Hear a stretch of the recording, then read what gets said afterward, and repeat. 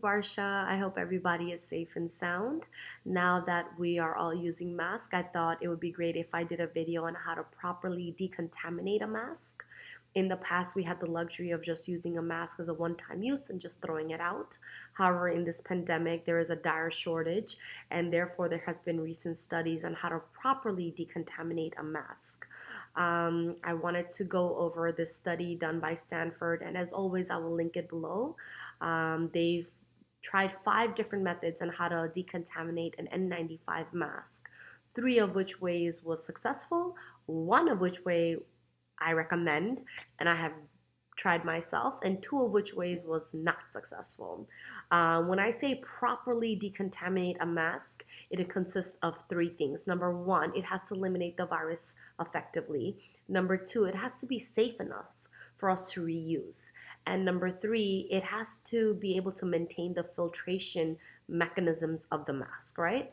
So the first method that they tried was they put an N95 mask in an oven at 70 degrees Celsius for 30 minutes, and they saw that it was successful and maintained a 97% filtration efficacy rate. However, they recommended not to use it in your own home. I don't recommend this simply because I have not tried it myself, and I don't want to recommend something that I have not tried. I was scared because some of these masks have that metal portion of the nose, and I didn't know what would happen if I put it in the oven. Would I blow up my house? I didn't know. So I can't recommend something that I haven't tried.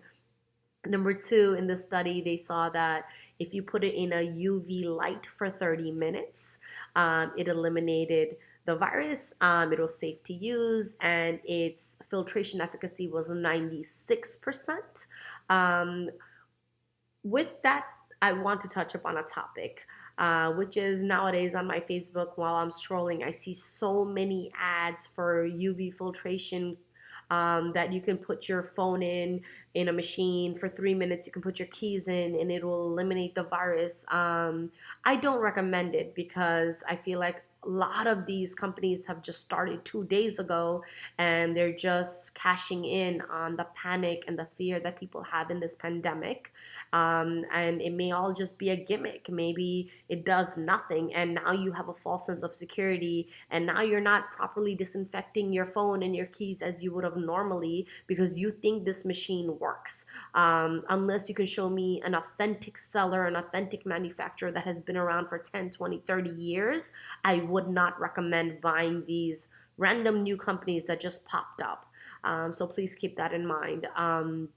Number 3 is they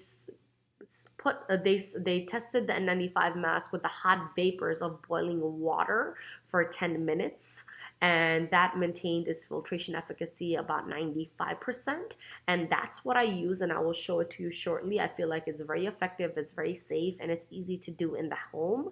So I'll show you that in a bit. The 2 methods that was deemed unsuccessful, and please, this is very important because I've tried this myself. I know many of my loved ones have done this as well.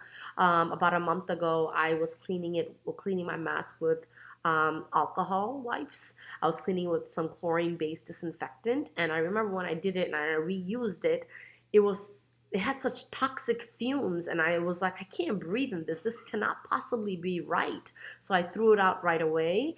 And I remember thinking that this just doesn't seem right. So in this test, they saw that when they soaked the N95 mask in a 75% alcohol and dried it, the filtration efficacy went down to 56%. And when they cleaned it with a chlorine-based disinfectant, it went down to 73%. So not only did it mess up the filtration of the mask, chlorine-based disinfectants also retains like chlorine gas, like toxic fumes, so it's not safe for you to reuse these. So please don't do that. One of the reasons the filtration efficacy went down was because in an N95 mask, they have this thing called an electrostatic attraction. So an N95 mask is made out of polypropylene fibers, and they have an electrostatic attraction on the outside that attracts the viruses on the outer layers of these fibers so that these particles don't seep into the mask. It kind of holds it on the outside layers. So the chlorine-based disinfectants and the alcohol eliminated this electrostatic charge. So it messed up one of the mechanisms of the filtration. So please do not use that. So let me show you what I have been doing for the past month. Give me a second, hold on. What I have been doing to decontaminate my mask for the past month. As you can see, I have boiling water on the inside.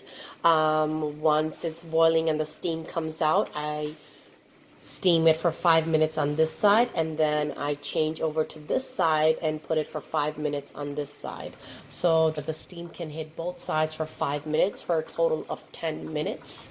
I have been using this method for about a month now, and I feel like it's very easy and you can just do it very quickly the second you come home. So this is what I would recommend.